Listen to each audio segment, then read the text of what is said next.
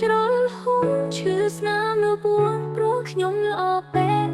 សូត្រមអាត្មាទាំងហូរទឹកភ្នែកព្រឹងគ្មានពេលដេកព្រោះកិនសែនជ្រៅឲ្យព្រឹងសេះសាបាយតែលេងសើចបែរមកបញ្ចើដល់សាយនួលក្តៅខ្ញុំសែនឈឺចាប់ដោយថ្លារំដៅគ្នាបញ្ជាខ្លោឬមួយយ៉ាងណាខ្ញុំពិតខូចចិត្តនឹងអស់សង្ឃឹមមុខធ្លាប់ញញឹមបែរជាខ្លាំងសា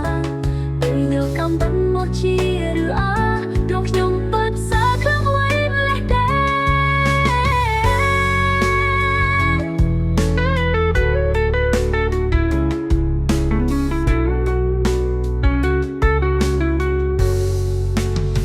ខ្ញុំខកចិត្តបាត់ខ្ញុំជ្រុលហួងឈឺស្នាមនៅពួងព្រោះខ្ញុំល្អពេក